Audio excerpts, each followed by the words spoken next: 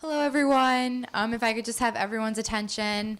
My name is Kat Takapina. I am the editor-in-chief of the New Paltz Oracle, and I wanted to welcome all of you to the New Paltz Oracle's Town Supervisor debate. Tonight we have incumbent Susan Zimmett and challenger Randall Leverett, who will be answering a series of topics compiled by our editorial board. I just wanted to go over the format and the rules of the debate really quickly with all of you. We'll begin the debate with a 3 to 5 minutes opening remark, with 3 minutes being the minimum, 5 minutes being the maximum, and then we'll go right on to our topics. Some of the topics we'll be covering are Park Point, taxes in the town, Plattekill, the Good Neighbor initiative, and several other topics. And then after that, there'll be a 2-minute sort of break period just for the candidates to catch their breath a little bit, because it'll be 45 minutes of the moderator panel. And afterwards, we will have an audience questions period for half an hour. As you all came in, you were given an index card and a pen. Everyone is allowed to write down one question at the end of the moderator period. During the last 10 minutes, people will be coming around to collect your questions. You're only allowed to ask one, and all questions will be asked by members of the editorial board, just to make it efficient. I just wanted to introduce all of you to the members of our moderator panel. There's myself, our managing editor, Catherine Speller, who's right there. John Tappan is our news editor. Susie Berkowitz is our A&E editor. Roberto LoBianco is our copy editor. And we have journalism professor and New Paltz resident Nancy Meyer-High is here. Everyone who's on the moderator panel was chosen based on tenure on the Oracle or their knowledge of town politics. With that being said, we are going to get started. So everyone, the candidates, Susan Zimmett and Randall Leverett. Hi.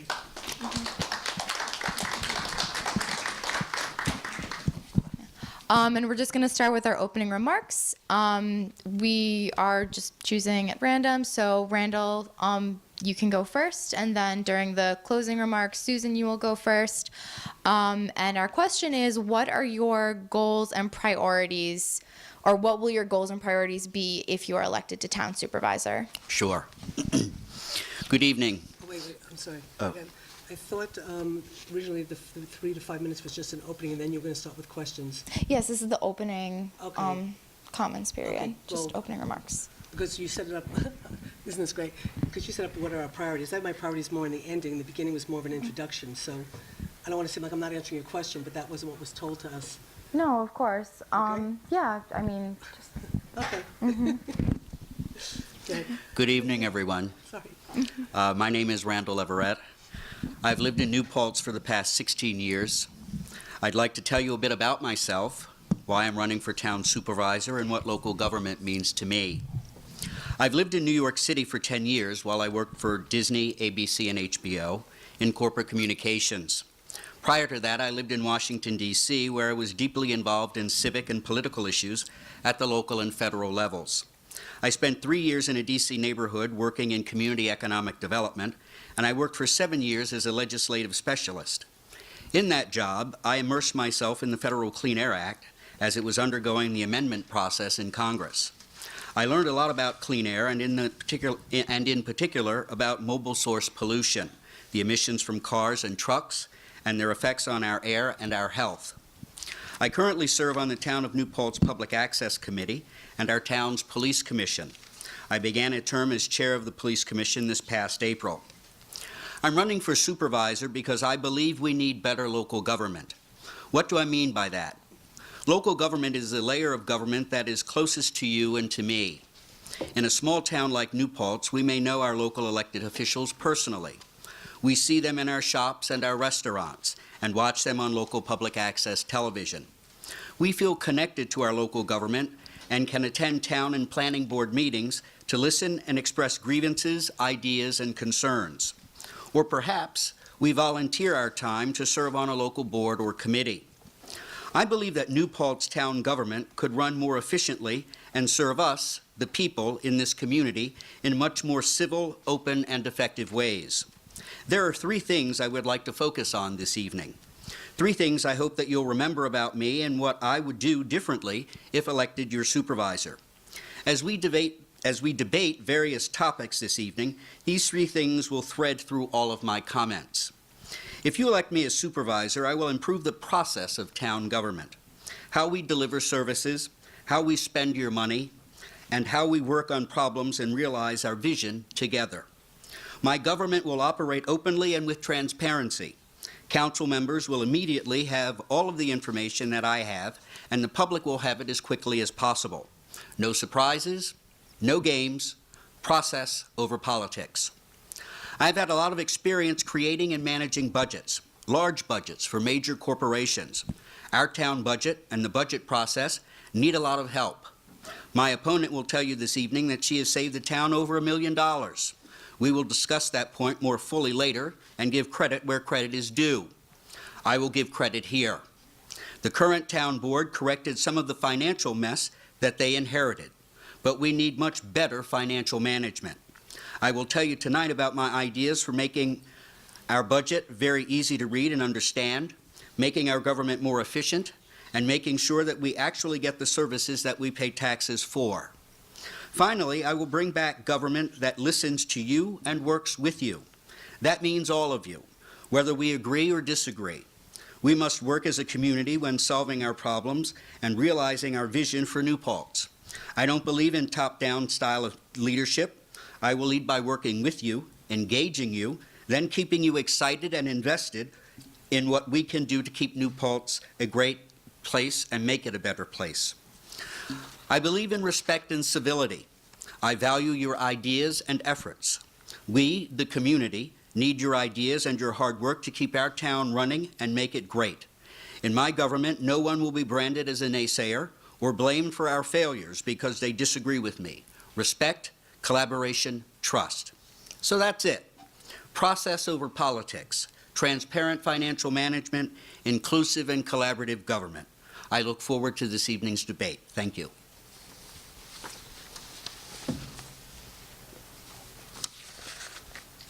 Thanks. Thank you, Randall. Is this working? The button is right on the microphone if you... Now it's working? Now it's loud.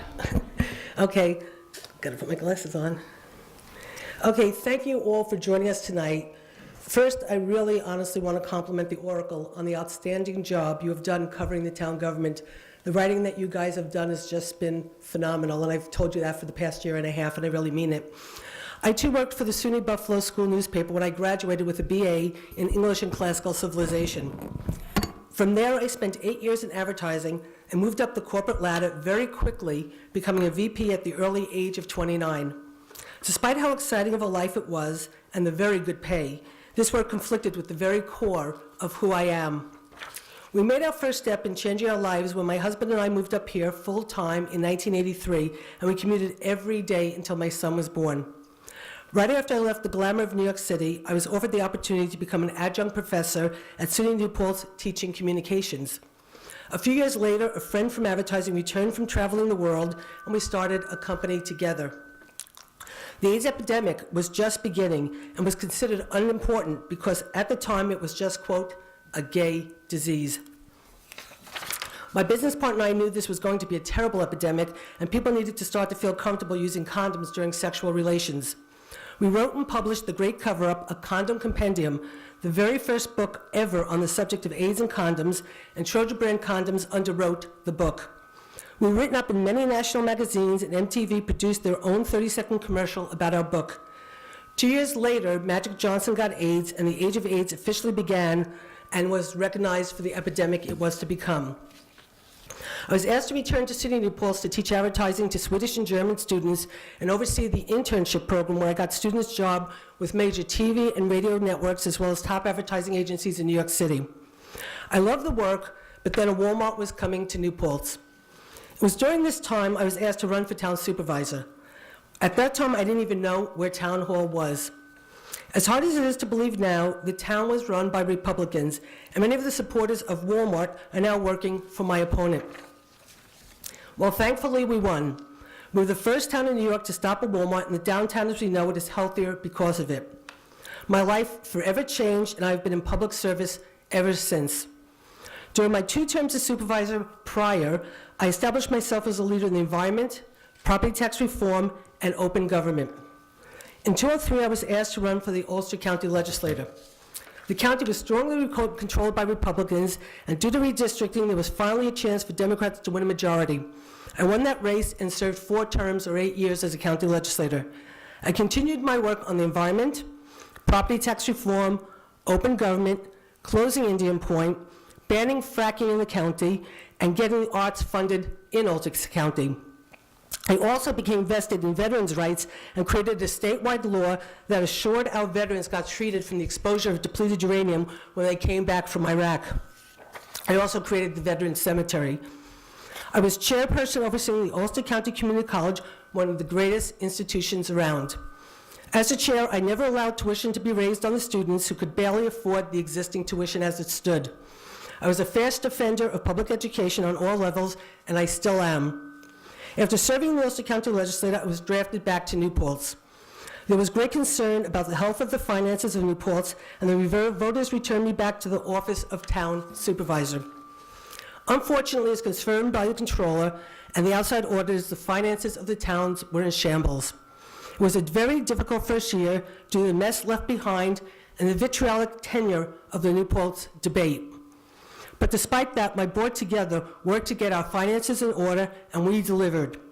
We increased services, are improving infrastructure, creating a safer downtown, working with the village to undertake a comprehensive master plan, and to create a community water system. Two of the most important undertakings we'll be pursuing next term is making New Paltz a model in the town, model town in sustainability. Things are lining up, and it's going to be a very exciting undertaking. We are also going to be working on a new economic model on how we collect taxes. There are over 10 million American homeowners that are underwater. In Richmond, California, the mayor, a former school teacher, and a woman, along with the community, are fighting back. They're taking on Wall Street on behalf of their homeowners, and they are actually going to win. We have a lot of power on a local level, and we're going to use it for the betterment of the community. We're at a turning point in history where America decided enough of the widening gap between the rich and everybody else is not acceptable. We can no longer destroy our environment, enough of our college students going into huge debt just to get an education, enough people losing their retirement just as they're about to retire. With the right people in local government, with the right people in local government, we can make these changes. Thank you very much.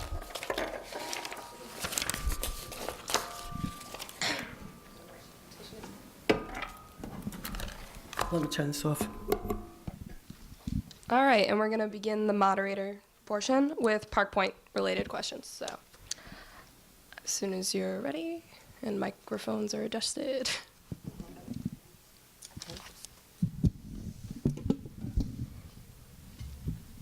All right. So to begin, you both have voiced concerns regarding the burdens placed on homeowners tax-wise from the Park Point development. I was hoping to find out what you hope to do to react to and hopefully alleviate this stress. With respect to Park Point? With respect to Park Point. Well, I think what you need to do in order to alleviate that stress is to make Park Point pay 100% of their taxes. That's the way to do it. Otherwise, taxpayers here in our community are subsidizing the facility. So if I'm elected supervisor, I certainly will put before the board a recommendation that the pilot not be approved. Okay. Well, my town board right now is already working on doing that. We've sent many letters to the college. We've sent letters to the IDA. We've been speaking with Park Point directly, and I've been pretty clear to them that not paying a pilot is not acceptable to this community. So they're very, very well aware, and it's not just that they're aware, the IDA is aware, and the governor's office is also very aware of how we feel, because this project is very important to him, because I think what they're really trying to do with Park Point is create a new model where they basically have a developer create the dormitory, create the housing, and then this way in the future they don't need the dormitory authority to be bonding money to pay for dorms. They can have Park Point basically start building them all over the state. So this is a really, really important project to the governor, to the state of New York, to the college. And so I feel pretty confident that at the end of the day, as it has to go through the process. There's a legal process. I know we'd all love to just say, no, stop it, you can't do it, but that's not the law, and they have the law that they have to respond to. But through the process, I do believe at the end of the day, they will be paying taxes. But this goes beyond, and I was with the governor's budget officer the other day, and I spoke to him not just about Park Point, but about the fact that the college as a whole creates amazing demands on the services of the town, and that the college has to be paying for fire, rescue, and police, and take the burden off of the community. So Park Point is really just one small part of the bigger problem of the inequity of the homeowners and how we're burdened with the taxes. We love the college. We want to support the college. Park Point might be an important project for the college, but at the end of the day, there's very few of us paying taxes, and the inequity is getting greater and greater and greater every single solitary day, and the state is aware of it, they understand it, and we're working together on this. All right, that actually brings up the point of the next question. Surrounding police enforcement and Park Point, we're hoping to find out how will you work with campus police to cover the issues of police in this new residence? Well, that's a very interesting question. I guess you want me to answer first? Oh, Mr. well, Randall? I thought we'd okay, bounce go back ahead. to Randall, yeah. Well, I can tell you that the police department would have, the New Paltz Police Department would have responsibility for Park Point because it is actually in the town and not part of the campus, which is a major concern. As you know, the Police Commission itself put together an estimate of what the cost for the police department would be because of the added burden on them. I believe Susan asked the chief what the number of officers he might need should Park Point be built, and he said between 1 and 4 officers. So the Police Commission actually did an estimate costing out what 1 to 4 officers would be over a 25-year period. The estimate that we came up with was $14 million. And that that goes for a 25-year period. Now, I also know that there was another report that was done by a group who was doing the peer review for Wilmerite's proposal, and their cost for a police officer was a little over $1 million. And then Wilmerite's actual proposal, I believe it was $300,000. So there's a huge discrepancy there, but at the end of the day, the New Paltz Police Department would be ultimately responsible for the activity that goes on at that Park Point facility because it is not physically on the university campus. It is part of the town, and they would have respond first of all. But we would work with the campus police should the need arise, which is something that the New Paltz Police Department does as a regular matter course of business right now. When the project was first proposed, they had said that it was going to be the campus police that were basically going to be taking care of Wilmerite and that it wouldn't need the services of the New Paltz Police. I was a little skeptical about that because when I was supervisor the last time, the campus police were peace officers, not police officers. And myself and the mayor at the time, Mayor Nyquist, worked very hard with other mayors and supervisors of college towns to get the peace officers the ability to be police officers, which meant they could carry guns and they could come off campus. And they used to come off campus for a lot of years, and they'd be downtown, they would help, they would make sure the students were safe, and they were able to back us up, and it really was really equitable. About a year ago, the union for the SUNY police officers decided that because they're trying to fight something on a state level, that they're not going to let their police officers come off campus. Now, understand there's 27 SUNY police officers on campus. We only have 21.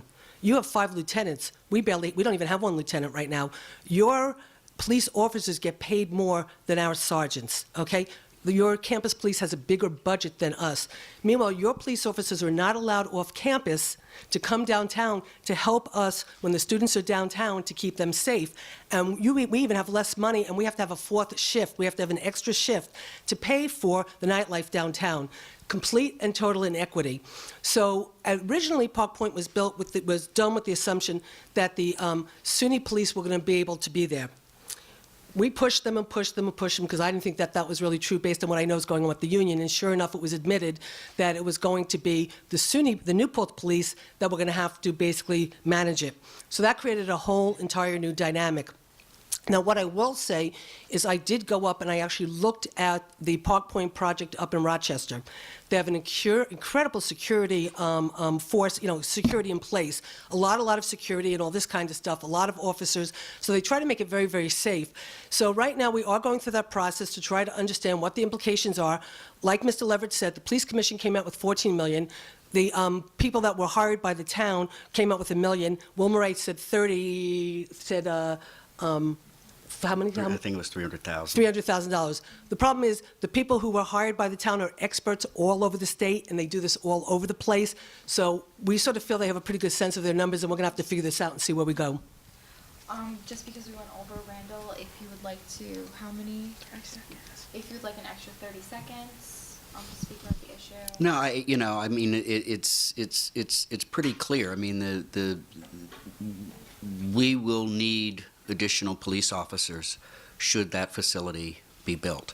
The chief is the chief law enforcement officer for the town. I trust his judgment as a member of the police commission. It's important for people to understand that our goal and our role is to make sure that procedures and policies are followed. We don't have any day-to-day responsibility for the department, so it is up to the chief. And if the chief tells me he thinks he's going to need additional people, then I support that. Thank you.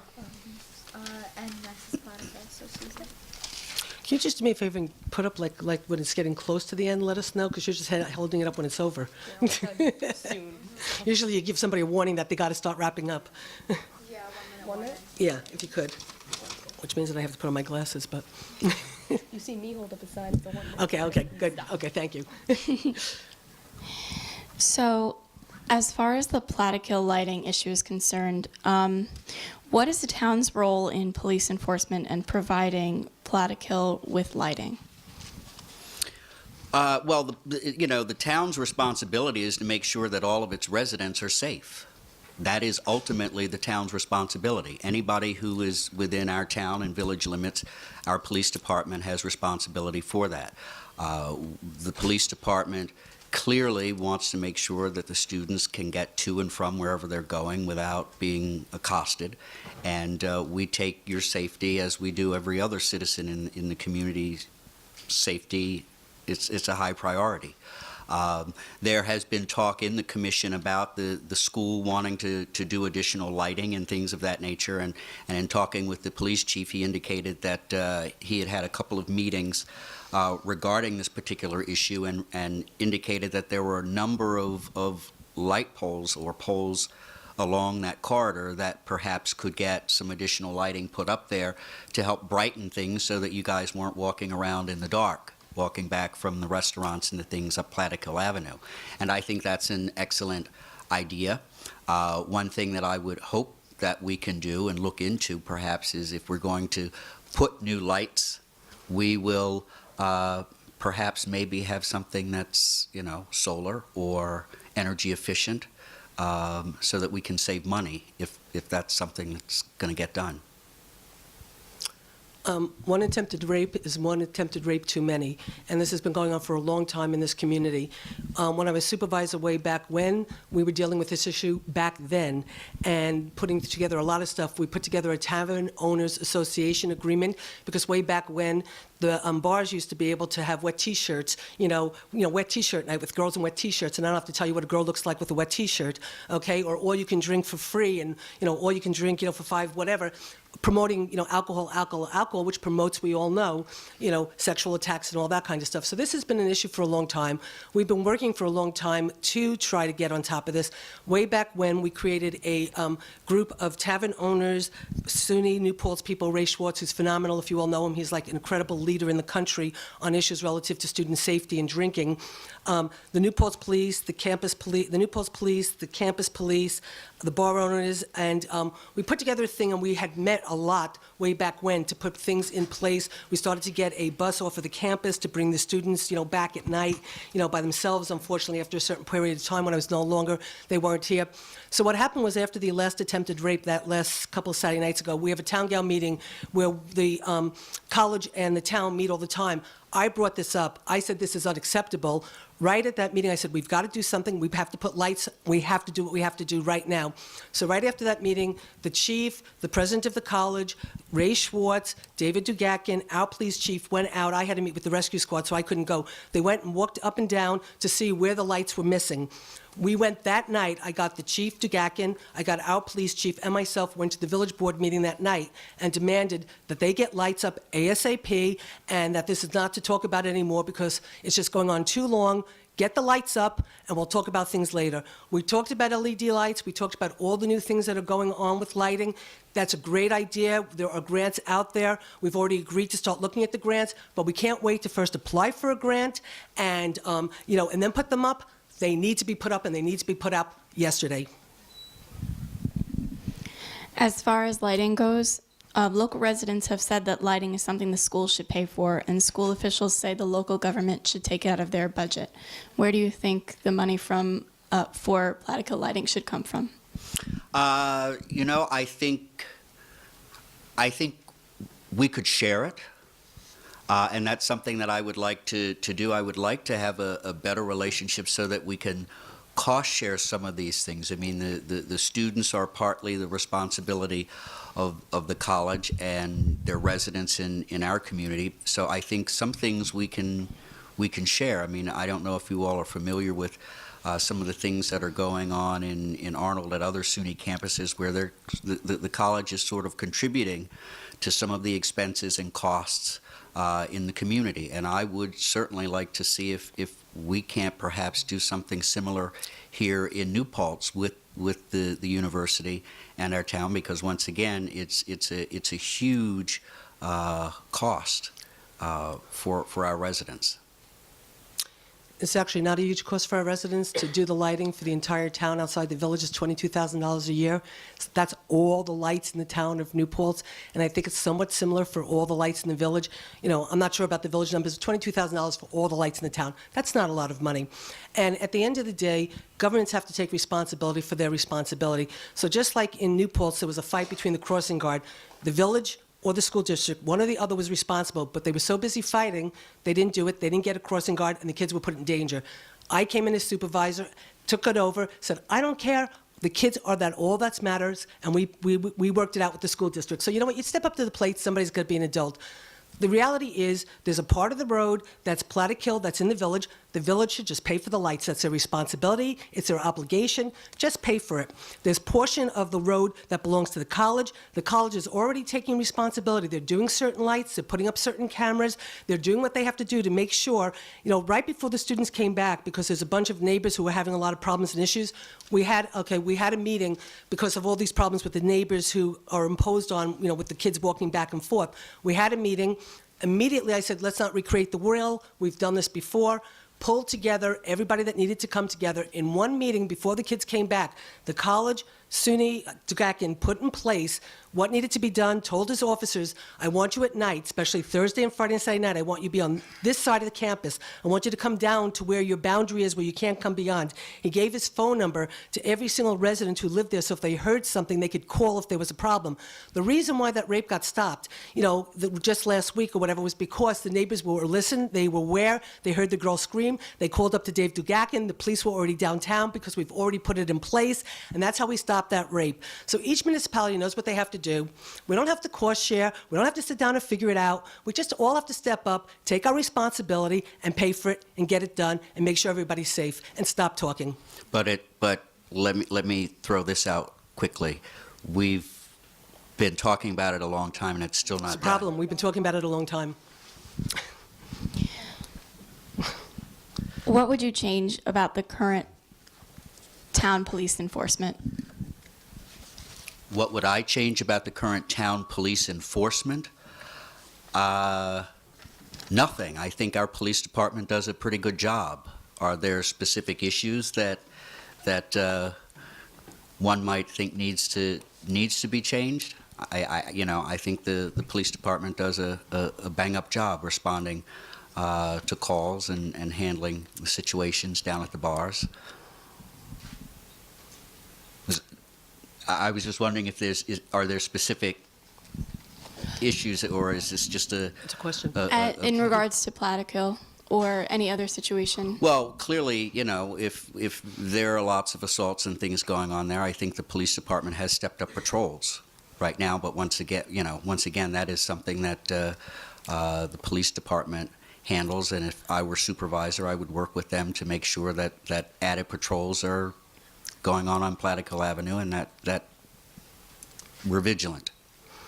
I actually find that response pretty funny because, quite frankly, the town created a police commission. And when they create a police commission, the town board gives all their authority over to the police commission, and the police commission is in charge of the day-to-day operations.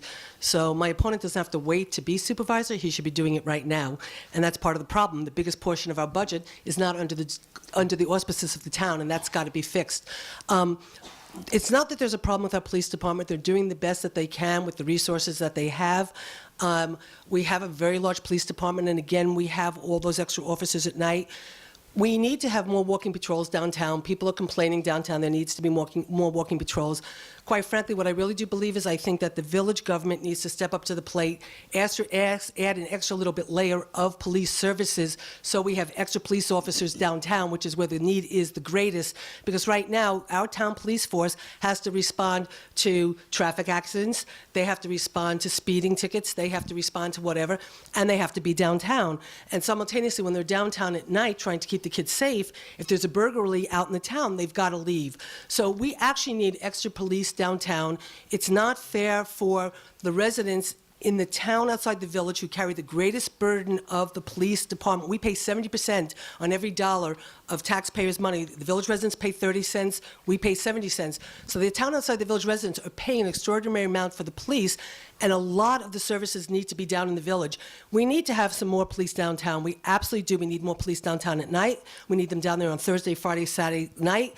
And we have to find a way for this community to be able to afford it. Again, I was with the governor's budget office the other day, spoke again about the college campus being able to pay for emergency services, police, fire, and rescue, so we have the resources. I was told that the secretary to the governor, the one person, there's 3 people in his inner circle, one person agrees with me wholeheartedly and is setting up a meeting for us to have a conversation about how to get colleges all over the state to actually help be a partner in the community that they're a part of and help to pay for these services so we can have more police. Can I make a quick clarification? Yeah, you have 30 seconds to Okay. rebut. Perhaps I stuttered when I answered the previous question, but I made it very clear that the police commission does not have day-to-day responsibility, and that's in the law. The day-to-day operation and responsibility for the police department rests with the chief of police. The police commission has responsibility for making sure that procedures and policies are followed. The police commission has responsibility to make sure or handles disciplinary actions between officers, and the police commission hires and promotes officers from police officer to sergeant rank. So it's not our responsibility for day-to-day operations. How do you plan on working with the University Police Department and Town Police to set boundaries and responsibilities so they each know what they're allowed to do? You want me to go first? They absolutely know what to do. We don't have to help them make that decision. They know very, very clearly what to do. The SUNY police and the New Paltz police work really well together. Dave Dugakin actually served, who's your chief. He served in the New Paltz police for a very, very long time and still has incredibly warm feelings towards them. They talk and work together as much as they can. The SUNY police still can help in an emergency situation. They can come off campus and they can help, but unfortunately they used to help us a lot more, and that's a real problem, and it's a union problem with the SUNY police. But they're very aware of what their roles and boundaries are. But again, we have these town gal meetings every month where Dave Dugakin's there, the chief of police is there, I'm there, Don Christian is there, the Chamber of Commerce is there, Rescue Squad, the head of the school district, and we talk about all of our issues, and we talk about how we can work together, what we need to do, where are the problems, and that's when we sort of like tell each other some things that are going on, and all of a sudden it'll be, oh, I didn't know you were doing that, maybe we could do this, or how can we help you that? And the president and I, because there's so much going on right now with the state relative to tax-free zones, relative to New York Rising, relative to a lot of stuff, that the president and I have agreed that we're going to start meeting outside of the town gal meetings and having a lot more meetings so we can really be on top of what's going on with the town and the village and how we can work together. But our town force and the SUNY police force, I mean, you couldn't hope for a better synergy with two police departments in one community that we have with those two police departments. And I don't really have much to add because she's correct. We have a really good working relationship with the SUNY Police Department. Chief Dugatkin served as Detective Sergeant within our department and was promoted and took the job here. They communicate frequently. They provide backup for our force, and when your force needs backup, our officers are there to help. As Susan said, because of union, your force is only allowed, I believe they have a 1 mile perimeter around the campus, and I think that's even been scaled back. They have 32, they can use patrol on 32 and 208. But other than that, they work very, very well together, and I have a good relationship with Chief Dugatkin as well as Chief Snyder, obviously. I can respond? Oh, okay. Yeah. I thought, I went first, you went second, so don't I get a chance to? That's only if he mentioned you in Okay. which he did. Well, I just want to make one clarification, which is just that the police can come down the SUNY police officers can come down Platic Hill to a certain portion. It's like halfway down Platic Hill, almost to Village Hall, but not much further.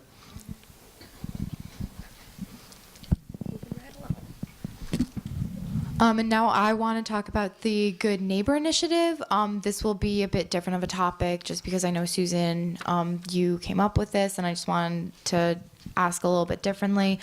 So for Susan, I wanted to ask for the Good Neighbor Initiative, we talk about lighting on Platic Hill and the relationship between UPD and New Paltz Police, but noise was also brought in, which goes back to the noise ordinance from a couple of years ago. And I wanted to ask why this was brought in. And then for Randall, I wanted to know about your thoughts about bringing noise in, if it should be brought in or not. Well, because I'm the town government, the noise ordinance is really a village issue, and so I don't really deal with the noise ordinance, so it's a little hard for me to, I know that they were working on one. I know that they're looking to rework on it, and I know it's pretty controversial. All I can say is with the good neighbor thing, which is what I'll address, is there were a bunch of neighbors that were very upset about what happens at night when the students walk back to the campus and they're very, very, very loud, and not only they're boisterous, but there's a lot of pretty bad things that go on and stuff in people's backyards and different things, and attempted rapes. And so they were meeting together for a while, and they were very, very upset, and I had heard about it, so I had asked if I can come to a meeting. So when I sat at that meeting, what I basically had said was, we don't need to recreate the wheel. We were working on this, 15 years ago when I was here last time. Ray Schwartz and Robin Cohn-Laval from the college are just amazing. They're leaders in the country in terms of the programs they established. So I said, let's get everybody together. Let's go to get the key players. So we all met at the police department back in August. We sat and we talked about a lot of the issues, and that's when I said Dave Dugatkin immediately went back, talked to his officers, said what needed to be done. Basically, our police department decided what needed to be done. The bar owners stepped up to the plate to let, to have signs in the bars to say, when you leave, remember your good neighbors. And so what I've been told since school started, that the decrease in noise and the decrease in the impact to the quality of life is astoundingly better just from that one meeting. We had a follow-up meeting with the two justice courts to talk about, from a justice perspective, what to do. And now we were supposed to have another meeting today, but I just didn't have time to have the meeting, so I asked for it to be on November 7th. So we will keep working. So I do know that the noise ordinance is controversial. Some of the neighbors sort of feel, some of the apartment owners feel that it can be controlled in a different way than what the village government is looking to do. It's very controversial. I don't know where it's going to go, but I think everybody needs to stay tuned and pay attention and go to the village board meetings.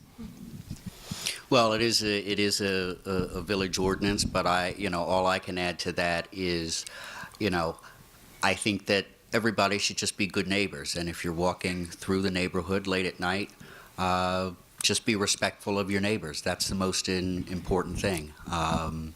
As far as adding it, I mean, it's on the books right now, and I know that there are a number of people who've come to the commission complaining about the noise and what the police can do. And once again, it's the stepped up of the patrols, and it's that corridor between Platic Hill and the bars and the restaurants. So, for me, it's more about just making people aware of neighbors, and when you're walking late at night, you just be respectful. But we also recognize, too, that a lot of the noise and a lot of the problems that we have with respect to things that go on downtown aren't necessarily or aren't New Paltz SUNY students. They're people who come from Newburgh or Poughkeepsie or Kingston to enjoy our nightlife, and the students that are here. So we're extra vigilant with people who are coming into the community as well. So we don't think it's just SUNY students who are making all the noise.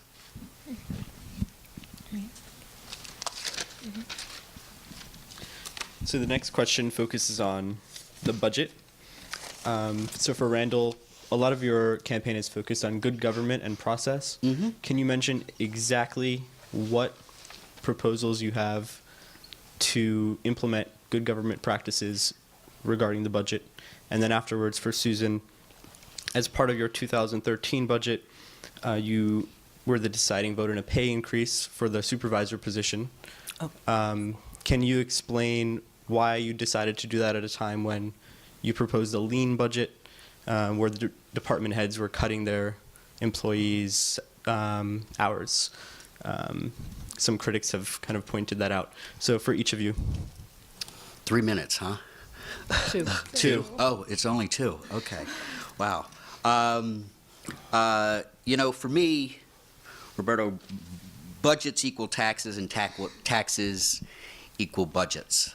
And one of the first things that I think is very important with respect to our budget is clarity. I think it's important that the people in the town see at a glance what the budget takes in, what the town takes in, how it spends its money, where it goes, and I don't think we have that in the budget that we have. I've been looking at a number of different budgets from communities around us, Ulster, Saugerties, and it's not an anomaly that those budgets are over 100 pages long, because they're crystal clear as to where the money is and where it goes and how it comes in and how it's allocated and what the expenses for the employees are. And that's a major focus for me, because the Comptroller's report listed a whole slew of things that were wrong within our budget, and only a smitten of them have been dealt with by the current administration. And so I think budgeting is a key priority, and it is a major responsibility for the town supervisor, and I don't think that it's been handled properly. You have 40 more seconds left on your...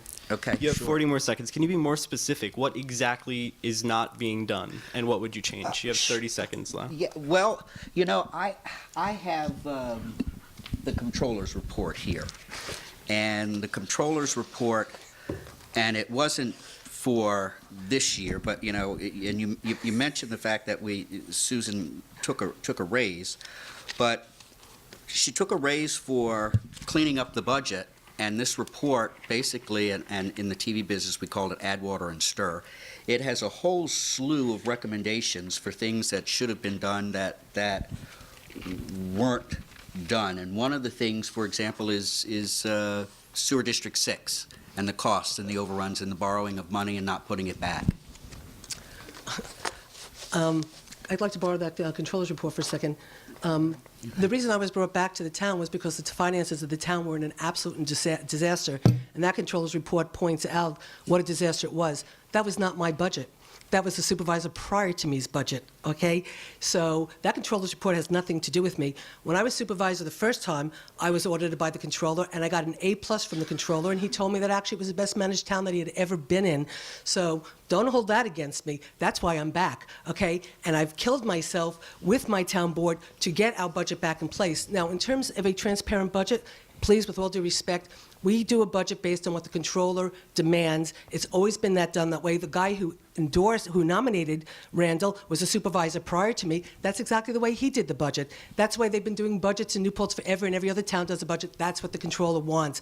Very transparent. It's right there, and all the worksheets that give the backup are available. They're matter of public record and whatever.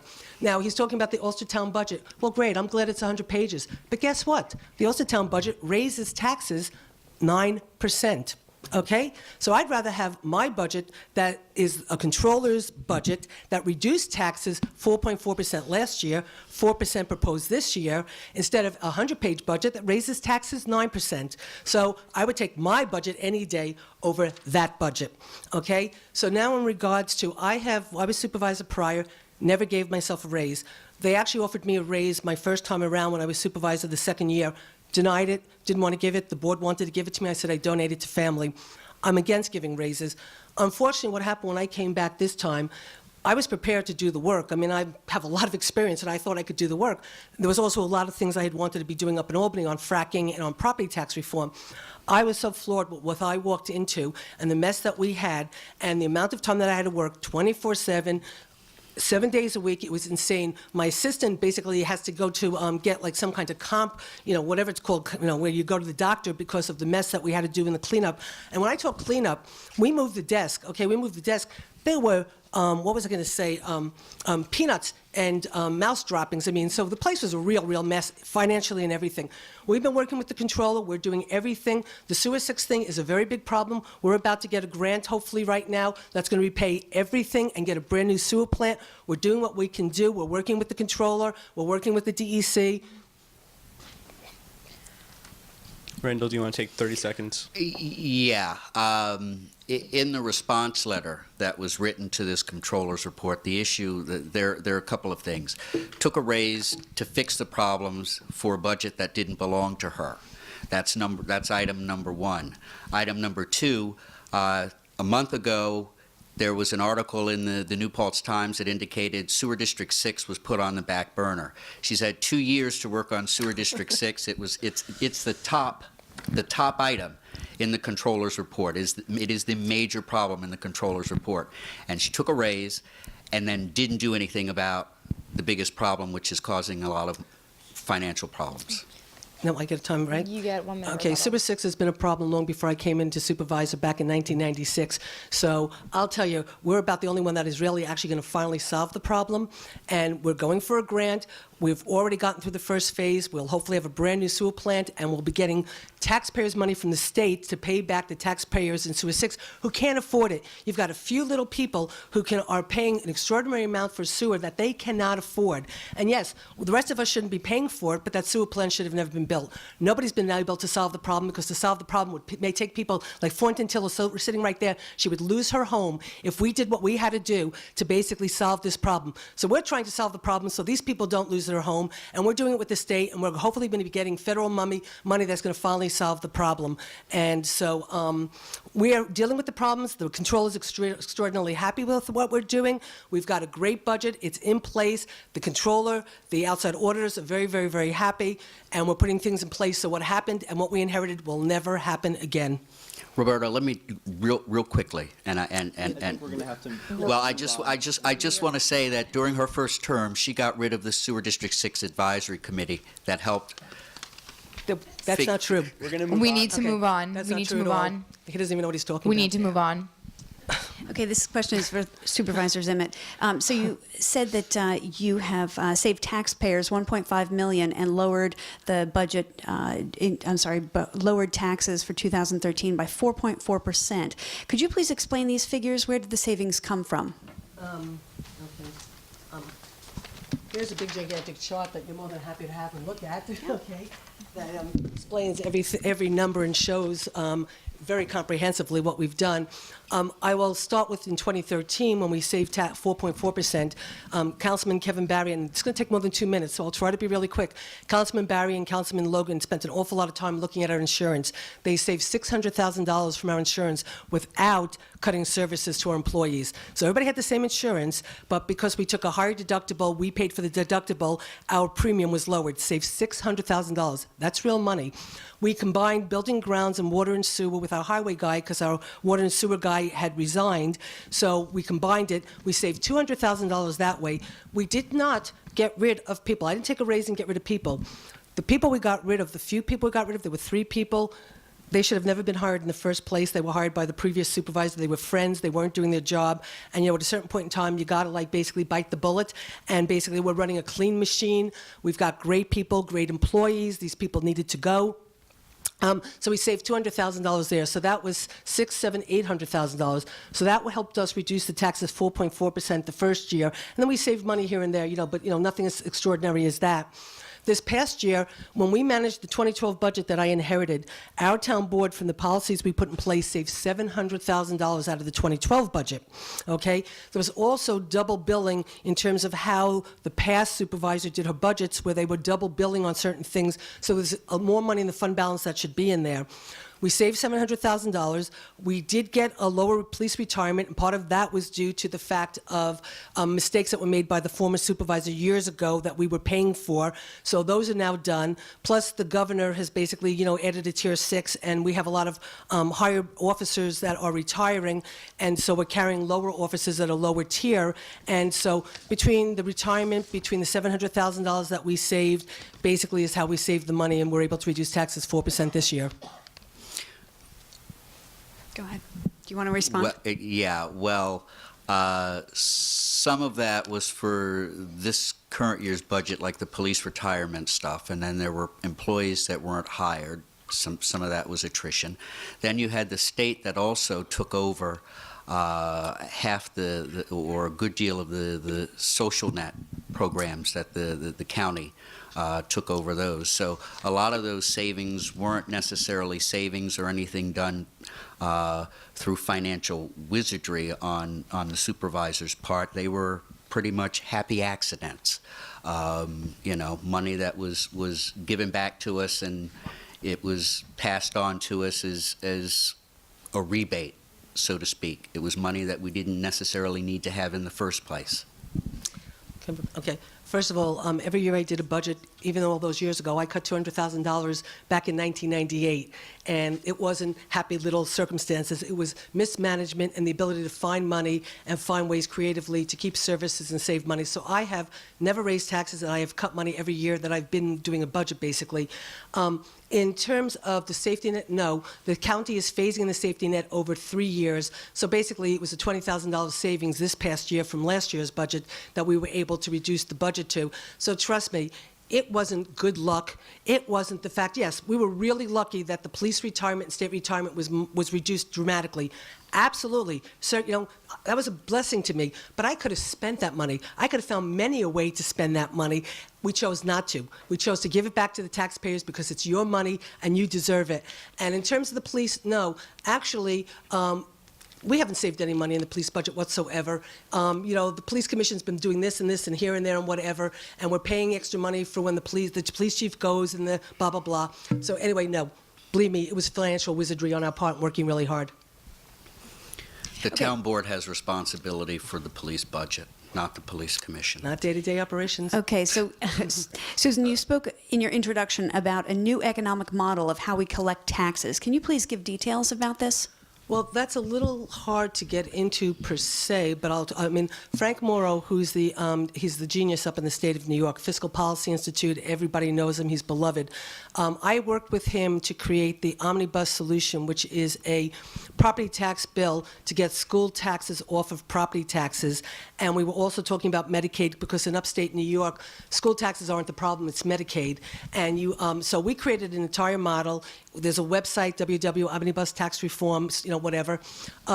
We actually got the bill introduced by Senator Liz Krueger and I forget who the assembly person was, and we're working on that. However, there are some things that through home rule is really, really powerful.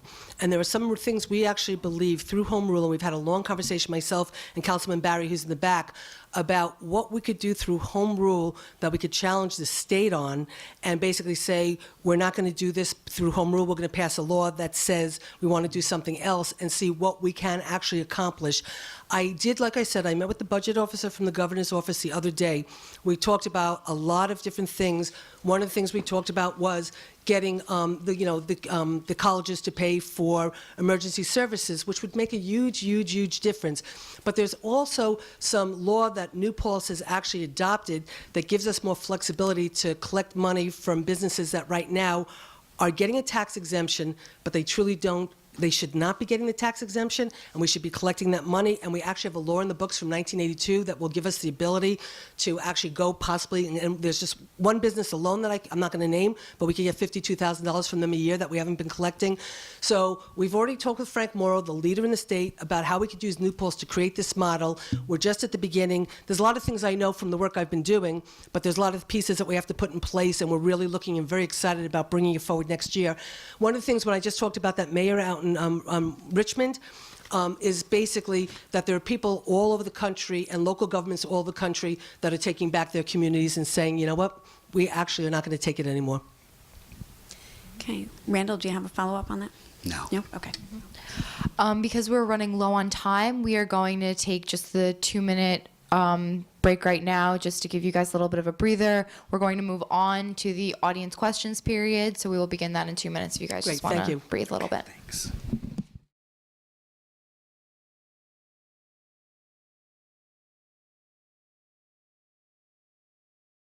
Yeah. I guess we can start with Susan. The community hasn't decided yet whether it's a good or bad idea, and all we're trying to do is get to the point of letting the community decide whether they think it's a good or bad idea. When I first came back to office, there was a committee that had been formed that made a recommendation of how they felt the community should consolidate, and so I picked up where they left off, and the goal was to then create committees to do the work to try to come out with the answers. And there were a lot of people who actually, when I first got in, just wanted to dissolve the village, and I begged them not to do it and said, let there be a process and let the process go through and let people decide what they want. If I knew what I knew now, looking back to see how undermined the whole entire process was, and I find it really interesting that the people who are criticizing us the most were actually people that were on the committees and leading the committees and making challenges about the work, but yet they were the ones who did the work. But it's really ultimately, at the end of the day, for the community to, us to do the work, try to see if consolidation is a good idea or not, and then basically to put it up for the public to make a decision on the future of their community, and not for a couple of small people trying to stop the public from having a say. When I ran 2 years ago, I thought consolidation was a good idea. I still think it's a good idea if it's done appropriately and it fits perhaps what the community wants. I think the community needs to decide, and if I'm your supervisor, I won't look to try and move us in a direction. I will look to provide the information so that people can make the educated choices about whether they want to consolidate their government or not, without me trying to push them in a direction that perhaps they don't want to go. Can I give a response to that? Okay. I didn't make the recommendation of how we should consolidate. That recommendation was made by people that were appointed to a committee prior to me coming into office. That committee worked for 2 years. They brought forward a recommendation. It was my responsibility as supervisor, once the board accepted that recommendation, then to see if this idea worked or not. So I wasn't pushing an idea that I came up with. It was an idea that came up with people independently of me, put together by the past board and the community. The next question is for both candidates. What new positions should be created within local government to maximize the process of town government? And Randall, you can answer first if you'd like. Well, it's one of the things that I had thought about when I ran, and the first thing that I thought I would do would be to create an ombudsman to perhaps help people in our community handle problems and interaction with the government. People perhaps have issues with working with the planning board, so I figured, we could get volunteers to come in who are familiar with planning board to work with them on issues. Susan has put in this new budget something to work with seniors. I think that's a really, really good idea. I think there should be somebody on staff who works with the people to help them figure out how to interact with our government, because we do have two different governments right now, so it would be helpful if there were people on staff to do that. A controller, a budget officer or a controller, somebody who is there, just like in the village, where they have a village treasurer who's responsible for the $10 million budget, and you never have what happened to me when I walked in this time with a totally disaster of a budget, and a year and a half for the controller to get on top of it, a year and a half for our outside auditor to get on top of it, all of our reports being given to the state late because nobody can get on top of it. Nobody should ever have to walk into that situation again. It's your taxpayers' money, and to have somebody, because nobody wants to run for these positions, who would want to run for these positions with the vitriol that you face? So you get a few people who might decide they want to run because they want to stop, a wetlands from being filled in. Noble thing. We shouldn't fill in wetlands, but they know nothing about finances. But yet, the chief fiscal officer of the town is a supervisor, and every 2 years they're up for election. And every 2 years you have somebody come in, and you could have somebody who knows nothing about finances. That's the number one thing that needs to happen, and there needs to be a little bit more support in the supervisor's office because it's an intense job with a lot of work. This question is for both of you. If an issue comes before you that benefits you financially, will you vote or will you recuse? That's really easy. You recuse yourself. I would recuse myself, of course. That's, yeah. This question is also for both of you. In 3 words, describe your leadership style. Tell us about a situation where it failed you, and what would you do differently if you could do it again? If it's okay, I'll let Randall go first because I think I might have to think about that for a while. Oh, gee, thanks. I'm going to try to think how I can be diplomatic with answering that. That's my problem. My leadership style is inclusive. I like anybody who's worked with me on a committee knows that I like to build consensus. I don't like to dictate how things are going to work. It's important for me that people have buy-in. I like to make sure that people are inclusive. So, on the police commission, for example, I've broken people into different subcommittees with their particular expertise so that they have actual buy-in to what's going on in the commission. So I'm more of a bottom-up kind of person so that everybody feels like they're participating and has ownership. It's not what I hear, but that's beside the point. But what I was going to say, I'm sorry, it's just not what I hear. But it's not. But regardless, I know it's but anyway, regardless, what I was going to say that it's almost like being through the looking glass in a way in New Paltz sometimes, because what's real is not real and what's not real is real. So people will have you say that I'm the most divisive person that's out there. And quite frankly, the truth is I probably bend over backwards to try to get along with everybody as much as possible and give as much time as I have to.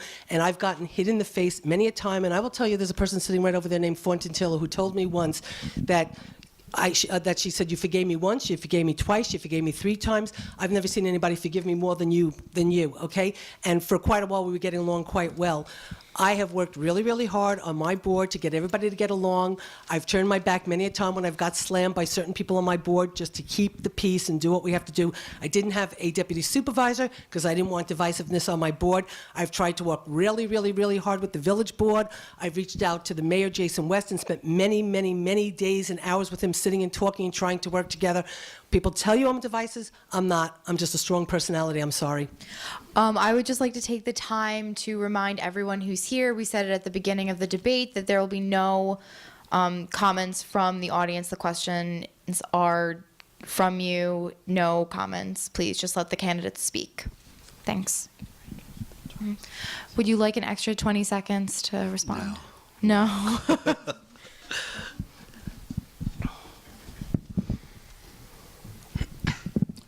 This question is for both candidates.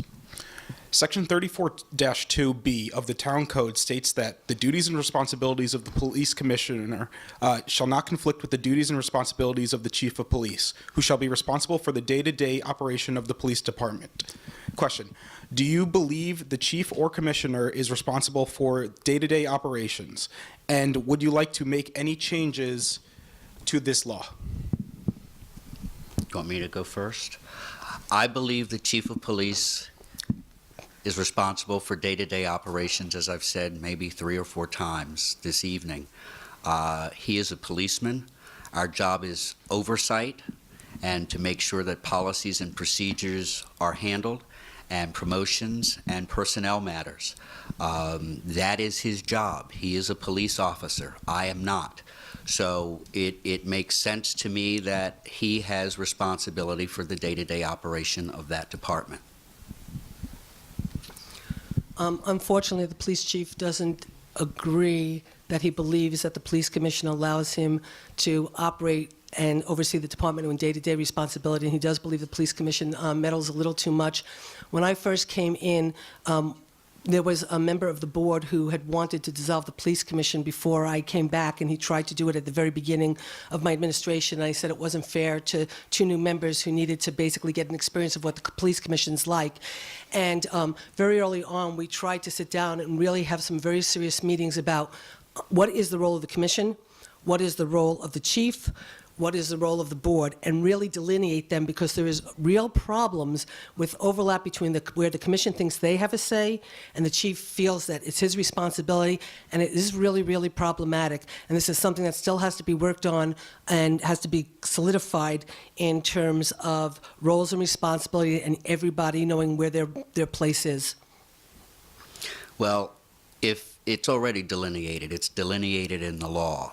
And the law is specific, and the law is crystal clear that the chief has day-to-day responsibility for the police department. And the fact that we disagree, the chief and the commission perhaps, that is the normal course of business, and that's what happens when there's oversight.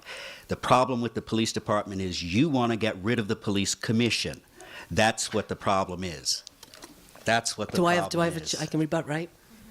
Actually, if I wanted to get rid of the police commission, they would have been gotten rid of a year and a half ago in January of a year and a half ago, because two people on our council had the law drafted, wanted it to be dissolved, and they brought it to the very first meeting.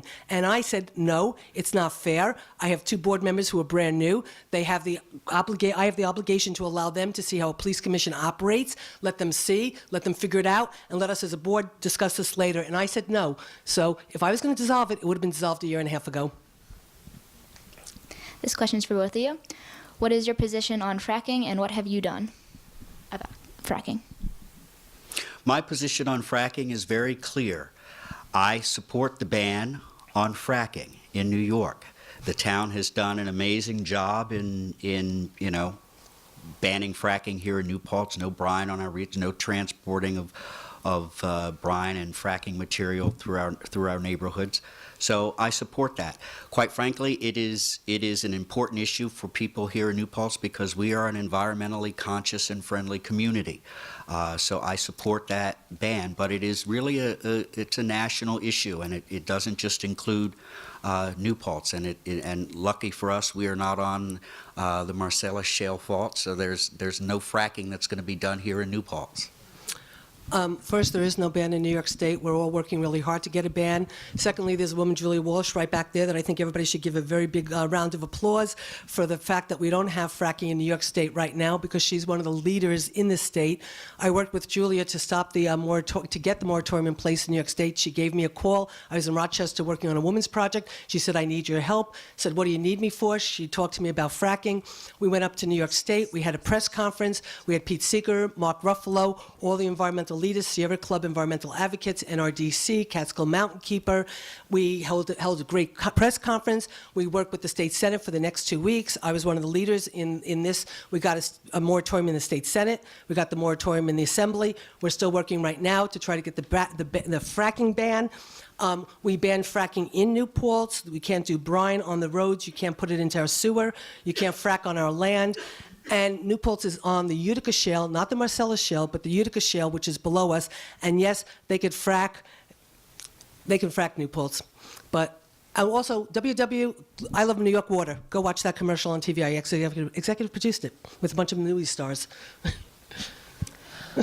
This will be the final question from the audience for both candidates. What is your position on the town of New Paltz conserving open space with the town's $2 million voter-approved bond? Do you want? You want me to go ahead? Basically, I support it completely. I voted for the bond. I supported the bond. I've been meeting with the Open Space Committee on a lot of things that they are looking to buy and have bought. We're actually right now in negotiations on a critical piece of property. I was just in a meeting with the landowner the other day trying to help facilitate making this happen. And so hopefully we will be acquiring some really important piece of property in the community very, very soon. Can't say much more about it, but preserving open space right now is probably one of the most critical things we could be doing in this community. And I agree. All right, we'll now move on to closing remarks. Just a reminder to both candidates, you have 3 minutes to make your closing remarks. Because Randall went first, Susan, you'll go first for the closing remarks.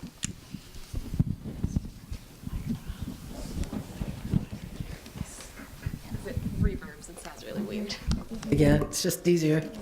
Okay, first again, thank you all for coming out. It's very exciting and rewarding to look at what this town board has accomplished in a short year and a half.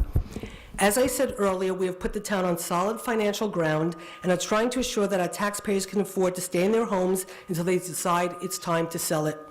We reduced taxes for 2 years in a row, not an easy accomplishment. In addition to the great job we are doing managing the budget, we are also delivering so much more. We're in the process of finishing the pavilion and sewer for bathrooms and concession stands at the Newport Sports Park. A dog ready is almost ready to go. We received a grant to create a plan for a bicycle path from the village out to the mountains, and this is only the beginning of creating a bike-friendly Newport. This is really, really exciting. We're working on an opportunity that will provide more public open space right here in the heart of the village, hopefully creating our own central park. Together with the downtown residents, the Newport Police, our town justices, bar owners, land, and SUNY Newports, we are addressing the issues of the downtown nightlife. We have created an opportunity for the community to potentially have our own water system. Any community that has its own water system will control its own destiny. It's a liquid gold of the future. The village and town are about to embark on a joint comprehensive plan. Two of the most exciting initiatives we're working on is creating Newport as a sustainable model for the state. The other day at an event in Albany, I had the honor of sitting next to the governor's energy czar.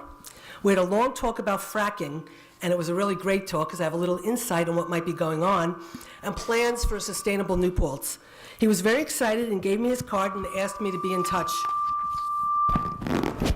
The town board will be holding a public hearing on streamlining the planning process for electric vehicle stations. We're going to be the first town in the county to do this. This is terrible. We are talking with environmental leaders in the state to create renewable opportunities that will create good jobs here in Newport. This is not just pie in the sky. A zero net energy builder just completed one of the first net zero communities in the world here in Newport and is already receiving national coverage.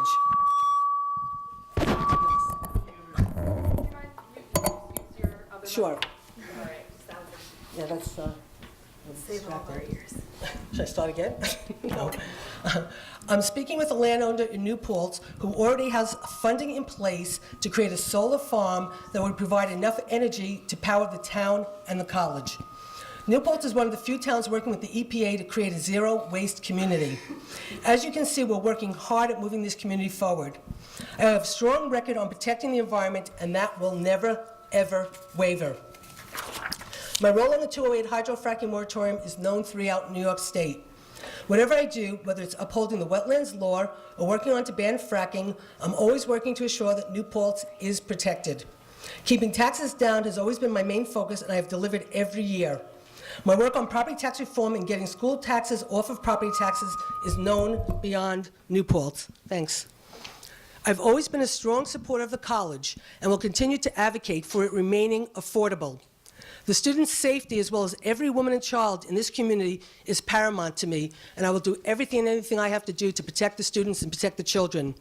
In this election, the voters of Newport have a clear choice who will represent you. I've been a lifelong Democrat. My opponent is a lifelong Republican. Don't I get a little bit of extra time because of the microphone? My opponent has spent his life in the corporate world, and I've dedicated myself to public service. I have extensive background protecting the environment. I've never worked for a law firm that advocated for the gas and oil industry. Newport is one of the most watched and respected communities in the state for our progressive values. It is important to have a leader who not only believes in those values, but advocates and implements programs that reflect those values on a town level. As someone with contacts on a county, state, and federal level, we can get the job done. My dedication and passion for New Paltz is strong, and I will commit everything I do to keep moving this community forward and making it sustainable and keeping you in your homes. Thank you again for really coming out. I appreciate it, and I hope to be serving you next year. Well, this, before Randall speaks, is there a way to turn this off so it won't? It was that. Okay.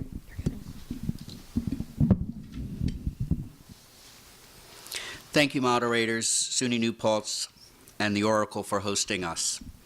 Thank you to Susan, and thank you all for coming out. You've heard from both of us about a lot of issues. For me, being your supervisor is still about three main themes: process over politics, transparent financial management, inclusive and collaborative government. We still have much to do to get our fiscal house in order. We need to make our financial process transparent, accessible, and useful. I will welcome ongoing suggestions about how to provide the best services in the most cost-effective ways. I want the most open, inclusive, and collaborative government. Our government must be civil, honest, and open. I'm interested in your ideas. I want to harness the intelligence and creativity of this community. When we work together, we can do amazing things. I'm a black man, obviously. I'm a gay man. In an earlier time, these two facts about me would have made it very hard for some people to vote for me. I'm also a registered Republican.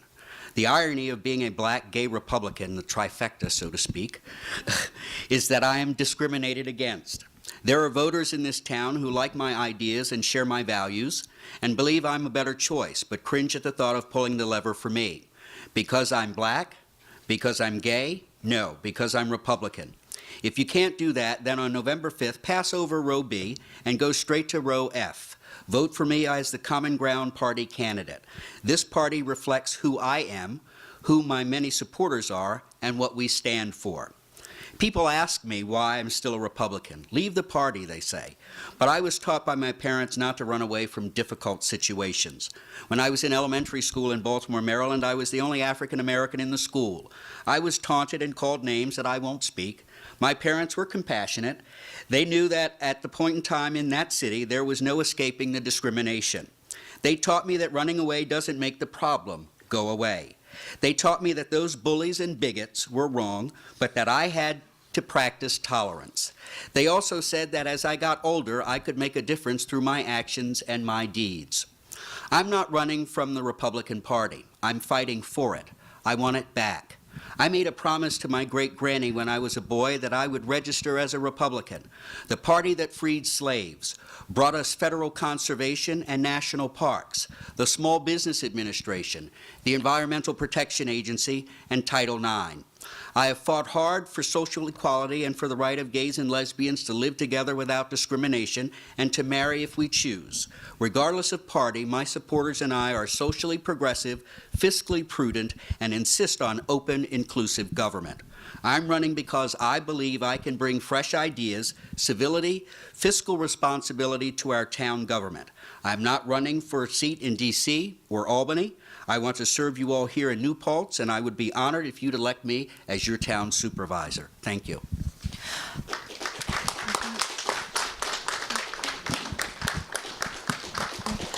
We'd like to thank all of you for coming to the debate, and we will see you all on November 5th.